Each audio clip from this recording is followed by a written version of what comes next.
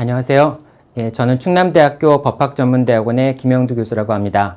여러분들과 함께 집합건물법을 공부하게 되어서 기쁘게 생각합니다. 집합건물법은 일반 분들한테는 조금 낯선 법이죠. 하지만 집합건물이 날이 갈수록 증가함에 따라서 그 집합건물법의 중요함도 증가하고 있습니다. 집합건물법은 낯선 법이기 때문에 여러분들한테 조금 어렵게 느껴지실 수도 있습니다. 하지만 제가 최대한 쉽게 알기 쉽게 여러분들한테 설명을 드릴 테니까요. 끝까지 포기하지 마시고 저와 함께 공부해 나가셨으면 좋겠습니다. 자, 오늘 첫날은 집합건물법이라는 게 무엇인가, 또 집합건물이라는 것이 무엇인가 라고 하는 부분을 살펴보도록 하겠습니다. 네, 오늘 공부할 내용은 집합건물이 무엇인가 라고 하는 집합건물의 의의를 살펴보고요. 그 다음에 집합건물에는 어떤 유형의 집합건물이 있는지 집합건물의 유형을 살펴보도록 하겠습니다. 그리고 집합건물법에는 어떠한 법들이 있는지 집합건물의 법원에 대해서 살펴보도록 하겠습니다. 자, 하나씩 살펴보도록 하시죠. 자, 집합건물이 무엇인가 라고 하는 것인데요. 집합건물은 일반 건물과 대비되는 개념입니다. 원래 하나의 건물은 하나의 물건으로 취급이 됩니다. 그래서 하나의 소유권이 성립하는 게 원칙이죠.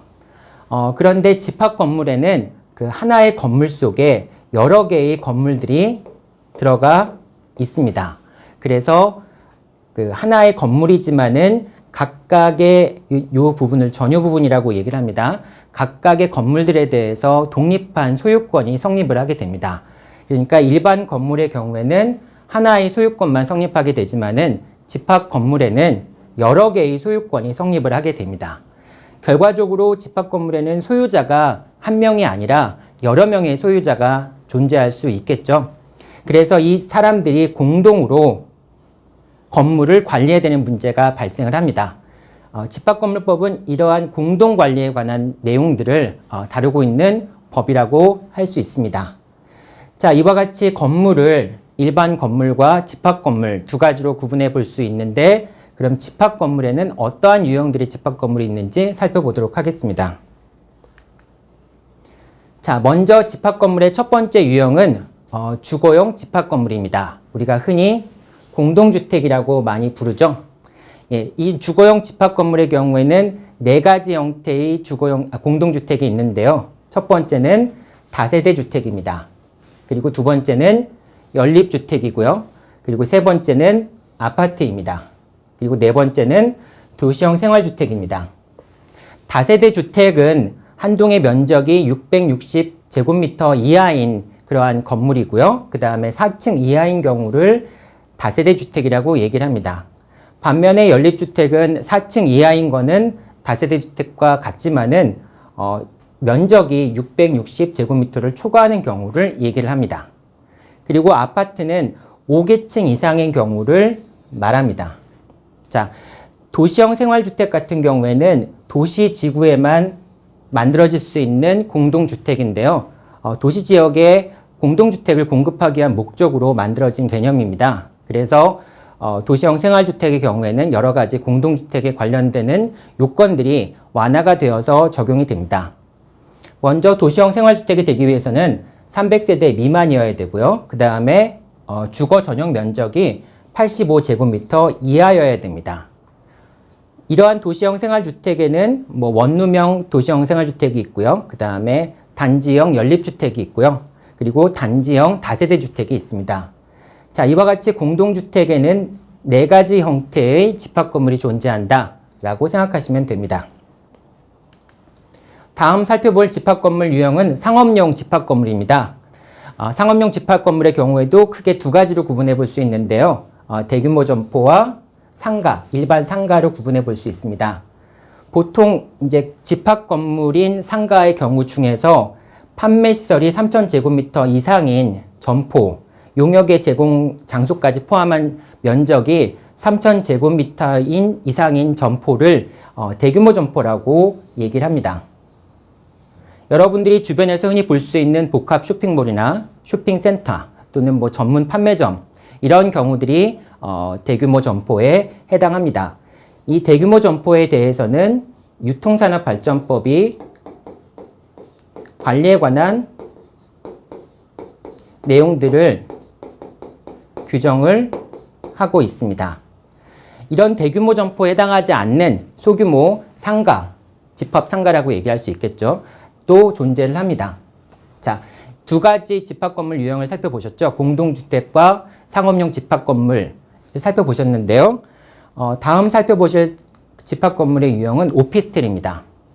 오피스텔은 흔히들 이제 주거용 오피스텔이라는 말을 사용하긴 하지만은 원칙적으로 업무시설입니다. 다만 전유 부분의 일부에서 숙식이 가능하다는 점입니다. 이것 때문에 사실은 그 업무용 시설이지만은 오히려 숙식 가능하다는 것 때문에 주거가 주된 용도인 경우들도 있습니다. 자, 원칙적으로 오피스텔은 주거 전용이라고 하는 오피스텔은 법적인 개념 자체는 존재하지 않습니다. 하지만 사실상 주거 전용으로 사용되고 있는 오피스텔이 꽤 존재를 하죠. 이 오피스텔은 업무시설이기 때문에 공동주택에 해당하지 않고요. 공동주택에 적용되는 공동주택관리법도 적용이 되지 않습니다. 그리고 사실상 주거 전용으로 사용되는 오피스텔의 경우에도 당연히 업무시설을 개설하는 것이 가능합니다. 자, 그 다음에 살펴볼 집합건물의 유형은 지식산업센터입니다. 예전에는 이 지식산업센터를 아파트형 공장이라고도 불렀습니다. 이 지식산업센터가 되기 위해서는 전유 부분의 용도가 제조업이라든지 지식산업이라든지 정보통신산업 분야의 사업장이어야 됩니다. 또는 이를 지원하는 시설 같은 게 설치가 돼 있어야지만 지식산업센터로 인정받을 수 있고요. 그 다음에 규모 면에서 볼 때는 3개층 이상이거나 또는 6개 이상의 그 사업장이 있는 경우에만 지식산업센터로 인정이 될 수 있습니다. 자, 네 가지 형태의 집합건물 유형을 살펴보셨는데요. 다음에 살펴볼 집합건물 유형은 근린생활시설입니다. 여러분들이 아파트에 사시는 분들은 아파트 근처에 병원이라든지 학원이라든지 뭐 상점 같은 게 밀접해 있는 건물들을 많이 보셨겠죠. 그런 형태의 집합건물을 근린생활시설이라고 부를 수 있습니다. 자, 이런 형태들도 다 집합건물로 이루어지는 경우들이 대부분이죠. 자, 다음 살펴볼 집합건물의 유형은 복합용도형 집합건물입니다. 이 복합용도형 집합건물은 앞에서 살펴보셨던 5가지 유형의 집합건물들이 서로 혼합되어 있는 그러한 형태의 집합건물이라고 생각하시면 됩니다. 그래서 그 아파트와 상가가 결합되어 있는 경우들도 있을 수 있고요. 그 다음에 오피스텔과 상가가 결합되어 있는 경우도 있습니다. 그리고 경우에 따라서는 아파트와 오피스텔, 상가가 모두 결합되어 있는 형태의 복합용도형 집합건물이 있을 수도 있습니다. 보통은 아파트와 상가가 결합되어 있는 이 복합용도형 집합건물을 주상복합아파트라고 많이 부르죠.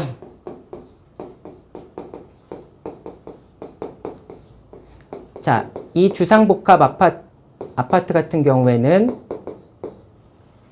공동주택이 적용이 되는데요. 모든 그 복합용도형 집합건물에 공동주택관리법이 적용되는 것이 아니라 이 아파트 부분의 관리에 대해서만 공동주택관리법이 적용이 됩니다. 그리고 나머지 상가 부분에 대해서는 공동주택법이 적용되는 것이 아니라 집합건물법이 적용이 됩니다.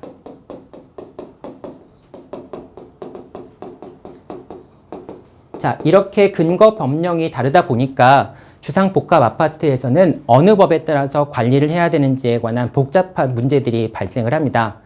이제 이 문제는 사실 집합건물법과 공동주택관리법이 조화를 이루면서 그 서로 간의 내용을 조정해 줄 필요가 있는데 아직까지 그렇게 되지 않다 보니까 이 집합건물법과 공동주택관리법이 서로 충돌하면서 주상복합아파트를 어떻게 관리할 것인가 라고 하는 문제들이 발생을 하게 됩니다.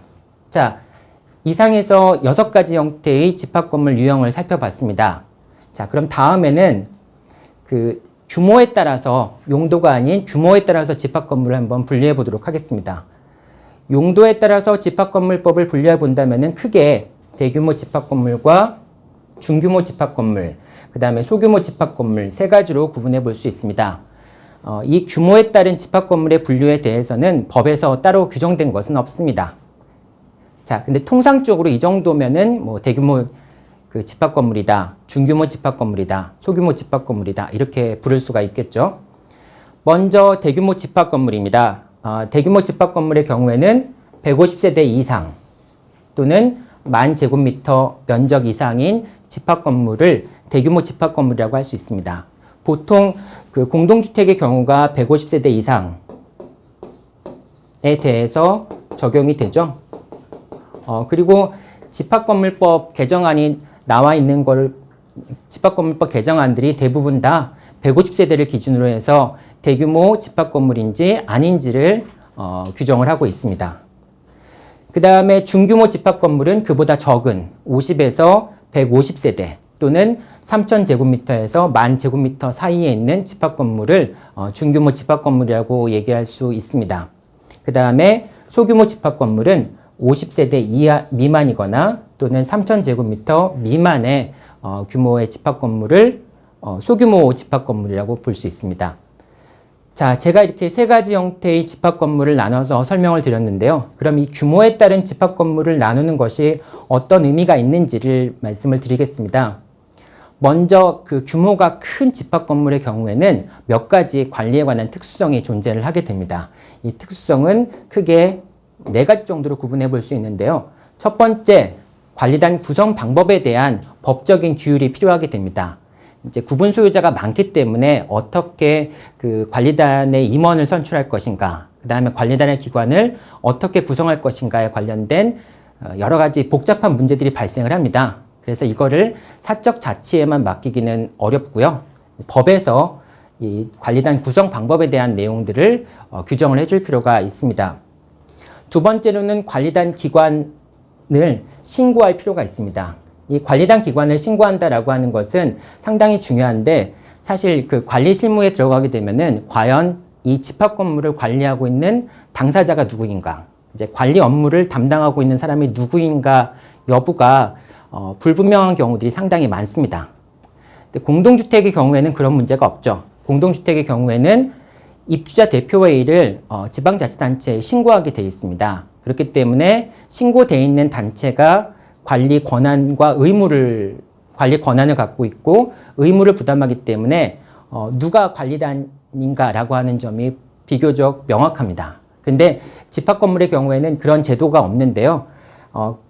대규모 집합건물의 경우에는 어떤 관리단이 관리 권한이 있는가라고 하는 점에 대한 신고 제도가 필요하다라고 하는 특징이 있습니다. 그 다음에 그 중대 규모의 집합건물의 경우에는 여러 가지 그 기계 설비라든지 그런 복잡한 그 건물 관리 필요성이 있기 때문에 전문 관리자와 그 다음에 전문 관리업자에 의한 관리가 필요하다라고 하는 점입니다. 예를 들면 공동주택 같은 경우에는 주택관리사와 주택관리업자가 공동주택을 관리하게 되죠. 자, 이와 같이 규모가 큰 집합건물의 경우에는 관리에 관한 전문적인 지식을 갖고 있는 사람들이 건물을 관리해야 될 필요성이 있습니다. 자, 또 한 가지는 관리 업무 수행에 관한 법적 통제가 필요한데요. 이제 관리 업무를 수행하면서 비리가 발생하지 않도록 하거나 또는 구분 소유자 간의 이해관계를 정확하게 조절을 하거나 공정하게 조절을 하거나 그런 필요성이 있겠죠. 그래서 이러한 그 관리비 항목을 법정화한다든지 또는 관리비가 투명하게 집행될 수 있도록 관리 회계 감사 의무를 규정을 한다든지, 그리고 또 관리비와 관리단의 업무에 대한 정보를 구분 소유자들한테 정확하게 제공하도록 한다든지 이러한 법 규정이 필요하게 됩니다. 그 다음에 또 한 가지는 단순히 관리 업무가 이런 법 규정에 따라서 제대로 이루어지도록 방치하면 안 되고요. 지방자치단체가 적극적으로 관리가 제대로 이루어지고 있는지 감독할 필요성이 있습니다. 자, 이와 같이 크게 네 가지 분야로 해서 왜 그 중대 규모의 경우에는 집합건물 관리의 특수성이 존재하는가라고 하는 부분들에 대해서 살펴봤습니다. 이런 중대 규모 집합건물의 관리의 특수성을 반영한 법들이 있는데요. 이것이 공동주택관리법이 있고요. 또 한 가지 법은 유통산업발전법이 있습니다. 유통산업발전법은 대규모 점포의 관리에 적용되는 법이죠. 이 두 가지 법은 중대규모의 집합건물에 관한 관리의 특수성을 규정하고 있는 법이라고 할 수 있습니다. 그런데 이런 두 개의 법이 적용되는 이외의 중대규모 집합건물에 대해서는 집합건물법에 특별한 규정을 두고 있지 못합니다. 그래서 뭐 관리비 비리라든지 관리에 관한 공정성이라든지 그런 여러 가지 문제들이 발생을 합니다. 따라서 앞으로는 이런 중대규모의 집합건물에 관해서 상세한 규정들이 만들어져서 집합건물 관리에 관한 공백이 메워져야 될 필요성이 있습니다. 자, 이상에서 집합건물의 유형을 살펴봤는데요. 그러면은 제가 군데군데 말씀드리긴 했지만은 집합건물을 관리함에 있어서 어떤 법률들이 있는지를 살펴보도록 하겠습니다. 먼저 집합건물 법원이라는 말이 있는데요. 여러분들 법원이란 말은 조금 낯선 말일 수도 있겠죠. 일반인들은 잘 사용하지 않는 말입니다. 그 법원이라고 하는 말을 어떻게 이해하셔야 되냐면은 어떻게 이해하실 수 있냐면은 집합건물의 법원이 무엇인가라는 질문을 집합건물에 관한 근거법이 무엇인가라는 질문으로 바꿔서 생각하시면 됩니다. 그러니까 우리가 집합건물을 관리함에 있어서 어떤 법이 적용되는가, 집합건물의 소유 및 관리에 관해서 어떤 법이 적용되는가라고 하는 문제를 집합건물의 법원이 무엇인가라는 문제와 동일하게 생각하시면 됩니다. 자, 그러면은 이제 집합건물에 대해서는 어떠한 근거법들이 존재하는가라고 하는 것을 살펴보도록 하겠습니다. 집합건물에 관해서는 크게 민법과 집합건물법, 공동주택관리법, 유통산업발전법 여러 가지 법들이 있는데요. 가장 기본이 되는 법은 민법입니다. 이 민법은 우리 사회에 기본적으로 적용되는 법이기 때문에 당연히 집합건물의 법률 관계에 대해서도 민법이 기본적인 법이 됩니다. 그래서 그 집합건물에 관련된 법들의 공백이 발생했을 때는 당연히 민법이 기본법으로서의 역할을 해주고요. 민법의 법리에 따라서 문제들이 해결되어야 합니다. 그런데 아까도 말씀드렸지만 집합건물에는 많은 구분 소유자들이 존재를 하죠. 그 구분 소유자들이 집합건물을 공동으로 관리해야 되는 문제가 발생을 합니다. 그러다 보니까 민법의 법리에 따라서 개인주의적인 법리가 지배를 하고 있거든요. 이 민법의 법리에 따라서 집합건물의 공동관리라는 문제를 해결하는 것은 한계가 있습니다. 그래서 그러한 집합건물의 특수성을 반영해서 그 집합건물의 건물을 어떻게 소유할 것이며 어떻게 관리할 것인가에 관해서 집합건물법이 제정이 되었습니다. 그래서 실질적으로 집합건물에 관한 가장 기본법은 집합건물법이라고 얘기를 할 수 있습니다. 정식 명칭은 집합건물의 소유 및 관리에 관한 법률입니다. 줄여서 집합건물이라고 많이 부르죠. 자, 이 집합건물법이 집합건물의 가장 기본법이라고 얘기를 할 수 있고요. 이런 기본법의 틀 내에서 그 각각의 용도에 따른 또는 규모에 따른 집합건물에 대해서 별도의 특별법들이 존재를 합니다. 이 기본법 외에 존재하는 특별법들이라고 있는데요. 이 특별법 중에 가장 대표적인 법이 공동주택관리법입니다. 공동주택관리법은 공동주택의 관리에 관한 근거법이 되는 거죠. 그런데 공동주택관리법이 말 그대로 모든 공동주택에 대해서 적용되는 것은 아니고요. 의무관리 대상 공동주택에 대해서만 적용이 됩니다. 이 의무관리 대상 공동주택은 보통은 이제 300세대 이상의 공동주택이나 또는 그 엘리베이터가 설치된 150세대 이상의 공동주택 또는 중앙 난방식의 공동주택의 경우를 의무관리 대상이라고 얘기를 합니다. 이런 의무관리 대상의 대상인 공동주택에 대해서만 공동주택관리법이 적용이 되고요. 그 외의 공동주택에 대해서는 공동주택관리법이 제한적으로만 거의 적용되는 규정이 많지 않습니다. 제한적으로만 적용이 됩니다. 자, 첫 번째 특별법으로 공동주택관리법을 살펴봤는데요. 이 공동주택에 대해서 적용되는 법인데 상가 부분에도 역시 또 특별법이 있습니다. 상가 부분의 관리에 적용되는 특별법은 유통산업발전법이 있습니다. 이 유통산업발전법은 대규모 점포 중에서 이제 집합건물 형태인 이걸 이제 앞으로 대규모 구분점포라고 부르겠습니다. 이 구분점포의 관리에 대해서 적용되는 특별법이라고 할 수 있습니다. 그러니까 아까 그 공동주택관리법이 공동주택의 관리에 대해서 적용되는 법이라면은 이 유통산업발전법은 상가 부분에 큰 규모의 상가에 적용되는 법이라고 생각하시면 됩니다. 그런데 그 유통산업발전법과 공동주택법은 약간 차이가 있습니다. 공동주택법 같은 경우에는 입주자 대표회에 관한 내용들이 상세하게 들어가 있죠. 즉, 그 아파트를 관리하기 위한 단체를 어떻게 구성할 것인가 라고 하는 내용들이 상세하게 들어가 있습니다. 그런데 유통산업발전법에는 관리에 관한 사항들은 상세하게 들어가 있지만은 그 관리를 위한 단체를 어떻게 구성할 것인가에 관련된 문제에 대해서는 유통산업발전법이 별도의 내용들을 다루고 있지 않다는 점에서 공동주택법과 유통산업발전법은 약간의 차이가 있습니다. 그리고 마지막으로는 산업 직접 활성화 및 공장 설립에 관한 법률. 여기서는 이제 지식산업센터와 예전에는 이제 아파트형 공장으로 불렸죠. 지식산업센터를 어떻게 관리할 것인가에 대한 내용들을 담고 있는데요. 그런데 이 산업집적법이라고 얘기를 합니다.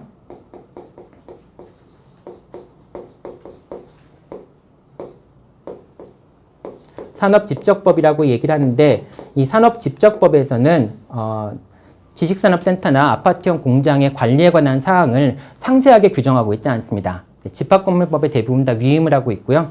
뭐 특별한 특별법이긴 하지만은 그 특별법에 관한 내용들을 자세하게 규정하고 있지는 않습니다.